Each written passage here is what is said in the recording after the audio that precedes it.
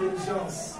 Ce n'est pas l'âge qui procure la sagesse. Ce n'est pas l'âge qui procure la sagesse.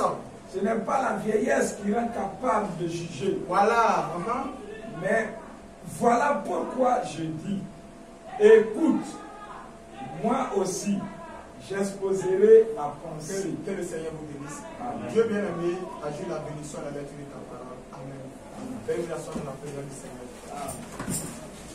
Et le texte que nous avons lu parle de la vie de Job. Je pense que nous ne sommes pas venus dans une chambre pour pouvoir dormir. Nous sommes venus dans la présence du Seigneur. Et nous ne pouvons pas rentrer dans la présence du Seigneur. La même manière que tu es rentré, tu ne peux pas ressortir la même chose. Et quand toute personne qui rentre dans la présence du Seigneur doit ressortir toujours avec quelque chose. Si tu étais venu étant malade, tu dois ressortir étant guéri. Que le Seigneur nous bénisse. Alors le texte parle d'un serviteur de Dieu qui s'appelait Job. Et Job avait tout à sa disposition. Job c'était un homme de Dieu. Il était bien. La Bible dit que Job était intègre devant le Seigneur. Lui c'était un homme juste. Et il va arriver à un certain moment, les enfants de Job, quand vous lisez le texte, la Bible dit que Job avait 7 fils. Il avait 3 filles. Mais un jour, l'aîné de ses enfants va organiser un festin. Et quand il va organiser le festin, et Job était là-bas, et une nouvelle va parcourir à Job pour dire que, ah, Job, voilà ce qui se passe dans ton champ. Voilà, un messager est venu annoncer une mauvaise nouvelle à Job pour dire que, ah, voilà ta plantation a pris feu. Voilà ton troupeau a pris feu aussi. Voilà les malheurs qui viennent dans le camp. Et tout d'un coup comme ça, le malheur a commencé à surgir dans la vie de Job. Et encore, quelqu'un vient annoncer à Job aussi que non, voilà, tes 7 fils sont décédés. Le tonnerre a grondé et tous sont morts. Voilà, tes 3 filles aussi sont mortes. Vous voyez les épreuves dont Job a traversé. Oui. Et Job se trouvait dans cette situation. Job était accompagné de 3 amis. Oui. La Bible dit que Job avait 3 amis dans sa vie. Mais les 3 amis, quand ils ont appris la nouvelle, la Bible dit qu'ils sont venus auprès de Job, ils ont tourné le dos à Job, ils sont assis avec Job pendant 7 jours. Oui. Ils étaient assis avec Job pendant 7 jours de silence. Ils n'ont rien dit à Job concernant la situation de Job. Et ces 3 amis étaient des pasteurs, des prédicateurs, des évangélistes, oui, avec qui ils faisaient l'œuvre de Dieu. Oui. Job était avec ces personnes dans le ministère. Oui. Mais Job a commencé à traverser des moments terribles dans sa vie. Oui. Oh, la mission de Éluide. Mais parmi les 3 personnes, que le Seigneur vous bénisse. Oui. Parmi les 3 personnes, il y avait un autre encore, il y avait une 4e personne. Il y avait une 4e personne qui s'appelait Éluide, c'est ça non? Oui. Éluide. Le chiffre 4, c'est le chiffre de la délivrance. Yes. Il y avait le 4e qui était là, il s'appelle Éluide. Voilà pourquoi j'ai prêché la mission de Éluide. Qu'est-ce que Éluide était venu faire dans la vie de Job? Au moment où les 3 personnes étaient en train de condamner Job, au moment où les 3 personnes étaient en train de critiquer Job, quelle était la mission d'Éluide dans la vie de Job? Parce qu'Éluide avait une mission dans la vie de Job. Il avait un message de restauration. Parce qu'il n'y avait pas de secours. Il n'y avait pas de solution pour la vie de Job. Donc il fallait une autre personne, la 4e personne. Et si vous remarquez très bien, j'ai dit que le chiffre 4 c'est le chiffre de la délivrance. Lorsque les 3 hébreux étaient dans la fournaise ardente, la Bible dit qu'ils ont vu une 4e personne dans la fournaise ardente. C'était le feu qui était semblable au feu de l'homme. Donc le chiffre 4, c'est le chiffre de la délivrance. Donc la 4e personne était venue auprès de Job pour lui apporter le message de la restauration. Oui. Que le Seigneur nous bénisse. Oui. Le message de la restauration. Je vais lire quelque chose. Job était sûr de n'avoir pas péché. Parce que Job n'avait pas péché, mais le malheur a commencé à s'abattre sur la vie de Job. Ce n'est pas tout ce qui vous arrive est le fruit d'un péché. Oui. Où Dieu peut permettre à ce que les épreuves vous atteignent. Oui. Cela ne veut pas dire que vous avez péché. Job, la Bible dit que Job n'avait même pas péché. À chaque moment, la Bible dit que Job a pris les sacrifices. Il allait sacrifier ses animaux pour la vie de ses enfants. Mais subitement, la mort a commencé à battre sur la vie de la maison de Job. Oui. Que le Seigneur nous bénisse. Frère, enterrer le sommeil ce matin. Frère, enterrer le sommeil, c'est l'œuvre de la sorcellerie. L'œuvre de la sorcellerie se manifeste à plusieurs niveaux. Tu peux être dans l'église, la sorcellerie peut souffler le sommeil sur toi. Pour boucher ton oreille, ne pas écouter l'évangile. Ça, c'est leur rôle, ça aussi. Que le Seigneur nous bénisse. Je suis là pour parler de Job et la mission d'Eliud. Et qu'est-ce que Eliud avait pour mission dans la vie de Job? Puisque les trois personnes étaient, les trois prédicateurs, l'évangéliste, l'apôtre, le prophète, étaient condamnés Job. Oui. Mais la quatrième personne était venue avec un message de restauration. Regardez, écoutez très attentivement. Oui. Job a continué à tenir bon. Il avait quelque chose là dont il était sûr. C'était que Dieu l'aimait. Dieu l'aimait Job. Mais il lui aimait Dieu. Eh bien, remarquez, un peu après, un petit prince est venu vers l'Est. On dit, après quelques temps, quand les épées vont commencer à surgir dans la vie de Job, on dit, il y a un petit prince qui est venu vers l'Est. Ce petit prince c'est qui? Eliud. Il est venu maintenant vers qui? Vers Job. Puisque les trois personnes étaient en train de le condamner. Regardez. Ça, c'est la Bible. Oui. Puis après, un petit prince est venu de l'Est. Il s'appelait Eliud. Ce qui signifie bien un type de Jésus-Christ.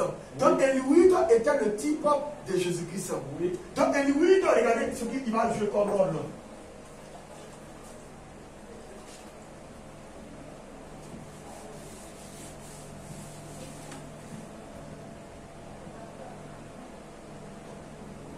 Voilà Job ici, c'est pas Job ici. Voilà Dieu ici, c'est pas ça. Donc Eliud, voilà Job.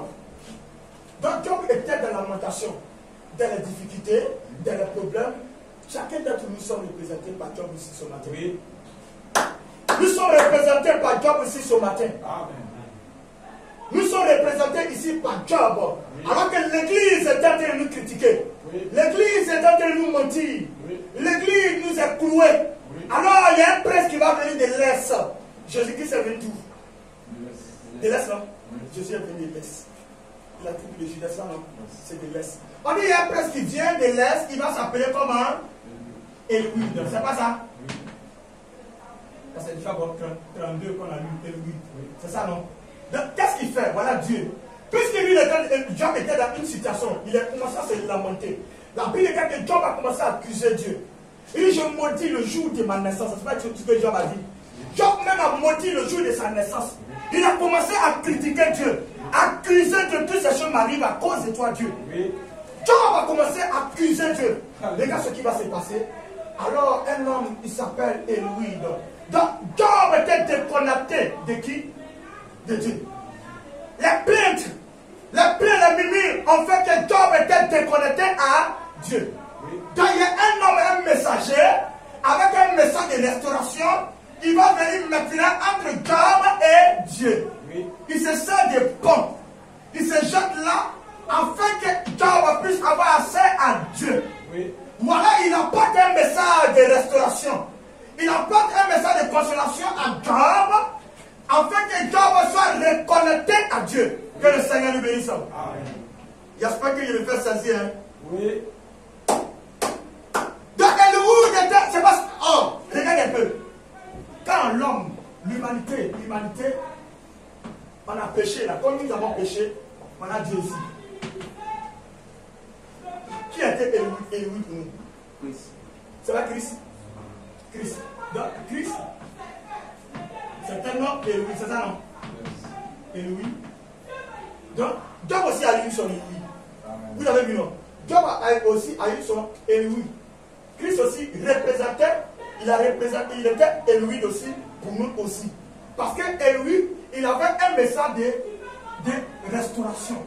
En comme Jésus vient, il nous restaure pour la communion. Parce que la communion entre nous et avec Dieu avait été brisée dans le péché. Donc quand Christ il vient rétablir cette communion. Oui. C'est pas ce que Jésus-Christ fait. Il vient rétablir cette communion entre nous et Dieu maintenant. Parce que cette communion, ce n'est pas l'Église qui peut la faire, mais c'est Jésus qui l'a fait. Alors avec Job, on voit Eliud qui vient apporter un message de restauration. Que le Seigneur nous bénisse. On ne dort pas. Hein? Comment quelqu'un qui va de la présence à la Samatra et puis il dort. C'est un problème spirituel. Quelqu'un qui est en train de compter les milliards devant toi, ça vous compter les milliards de l'équipe, tu ne sais pas ce que tu cherches dans ta vie. Que le Seigneur nous bénisse. Mais grâce à le Seigneur, nous savons ce que nous cherchons. Voilà pourquoi nous n'avons pas dormi. Eh bien, quand il est arrivé au père de Job, il lui dit, ne méprisez pas ma jeunesse. En effet, je suis plus jeune que vous. Job. Maintenant, et lui va commencer à s'adresser aux trois vieillards qui condamnaient qui Job. Il dit, en réalité, je suis plus jeune que vous. Au fait que pour moi prendre la parole, et lui avait un peu peur à cause de la vieillesse. Et puis il a compris que non, effectivement, la vieillesse n'est pas le synonyme de la sagesse. Donc, et lui, le jeune, il a compris ça parce qu'il a écouté le langage des pasteurs là, qui venaient auprès de Job. Il y a un pasteur qui m'a dit ça, qui est ici, un grand pasteur. Je suis le grand pasteur du Côte d'Ivoire. Donc, il a écouté ce langage, ses exposés, il a compris que cela, la sagesse, la vieillesse n'est pas le synonyme de la sagesse. Que le Seigneur nous bénisse. Voilà pourquoi quand Dieu vous appelle au ministère, quand Dieu lui-même vous appelle au ministère, lui-même vous donne un don de sagesse, il vous donne un don de discernement, lui-même vous forme. Il vous forme maintenant sur le terrain. Que le Seigneur nous bénisse. Ne méprisez pas ma jeunesse. En effet, je suis plus jeune que vous. Job, vous êtes un vieux sage, probablement 150 à 100 ans, ou quelque chose comme cela, et moi je ne suis peut-être un jeune homme, mais ne méprisez pas ma vie. Premièrement, il s'est mis à reprendre qui il a. Et lui, quand il est venu, il a commencé à reprendre qui Job, parce que Job accusait Dieu. Job a maudit le jour de sa naissance. Et là où il avait commis une faute et tout, pour avoir accusé Dieu, tu vois, non, parce que Job a accusé Dieu. Oh, que le Seigneur nous bénisse. Puis quand il s'est mis à lui parler, non pas en le considérant comme un pécheur. Job ne l'a pas considéré comme étant pécheur. Il n'a pas considéré Job, et lui n'a pas considéré Job étant quoi? Pécheur. Mais les trois autres ont considéré Job étant quoi? Pécheur. Mais quand Elohim, qui est le type de Christ, lui vient, il considère Job, il ne considère pas en tant que pécheur. Mais quand Christ lui vient, il ne considère pas en tant que pécheur. Aujourd'hui, Christ ne nous considère pas en tant que pécheur parce qu'il y a le sang de Christ sur nous, oui, parce que Job aussi, il faisait les sacrifices avec le sang de quoi? Des animaux. Mais alors, Elohim n'a pas considéré en tant que pécheur. Ce n'est pas nous aussi qui avons été rédemptés par le sang de Dieu lui-même. Et puis on sera considéré comme des pécheurs. Ce n'est pas le mal. Que le Seigneur lui bénisse. Il me fait comprendre. Hein? Très bien. Pour un arbre, regardez ce qui va se passer. Et lui va donner une parabole, un proverbe. Très bien. Pour un arbre, il y a de l'espérance. S'il meurt ou pas, ou pour une fleur. Si elle meurt, eh bien, ses petits pétales tombent. Une fleur là, quand elle tombe là, elle tombe par terre là, elle va mourir, non? Quand elle meurt, est-ce qu'elle ne va pas se ressusciter? Elle ressuscite, non? Est-ce que ce n'est pas le type de la résurrection? Mourir. Donc, c'était Elohim qui était en train de parler de cette parabole à qui? À Job.